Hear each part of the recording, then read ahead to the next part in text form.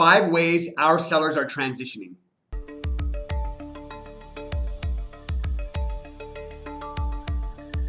Hey guys, thanks for tuning back in. My name is Robert Mack, and today I want to talk about 5 ways how our sellers are transitioning. And to put things into perspective, the reason why we're talking about this is because the market inventory is historically low, and there are more buyers in our current market than we actually have homes available for sale. So when a great property pops up and it's priced to sell, we are seeing a swarm of buyers attacking this property and doing whatever it takes to get it.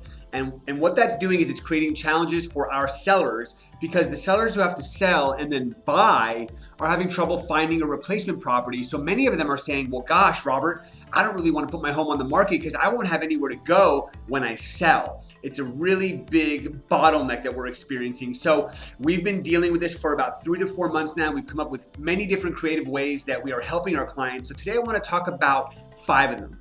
So let's jump right in. Number 1, the rent back. Okay, in the past with sellers transitioning, we've asked for a month, sometimes a month and a half, or maybe even 2.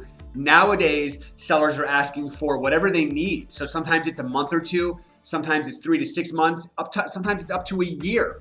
It really just depends. What you need to know is, regardless of what strategy that I talk about today is the one that you use, there's always pros and there's cons, right? So a shorter rent back is going to be open to more buyers. A longer rent back, you're going to limit the number of people that can actually accommodate your rent back. But to keep a long story short, sometimes a rent back is where you pay the buyer the cost of owning the property. Sometimes it's a discounted rate. And actually right now, with how aggressive the market is, we're seeing a lot of buyers just letting our sellers have a free rent back through whatever period they need it for, to kind of sweeten the pot when the seller's reviewing their offer. So number 1, rent back. Number 2, contingent sale. As a seller, you can actually list your property, field offers, and then accept an offer contingent upon you finding another place. Right? So basically, you would negotiate a certain amount of time with the buyer and say, hey, give me 2 months to find a place. If I find a place, we'll do both escrows at the same time. But if I don't find a place, the deal is off. I'm not selling.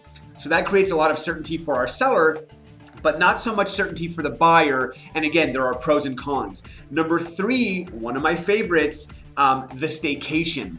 So as a seller, you sell your property, maybe you negotiate 1 month rent back to kind of just help ease into your transition. But what you do is you hire the pod company, put all your stuff in a pod, have it taken away to their storage facility, and then rent an Airbnb for 3 to 6 months. There's a lot of Airbnbs out there. They come fully furnished. You can do 1 month rentals, 2 month rentals. You can negotiate a lot of different terms. But what this does is it lets you have a little vacation away from your normal life while you're looking for the next property. So it's kind of a fun way to create a short-term transitionary period without having to move all your stuff twice.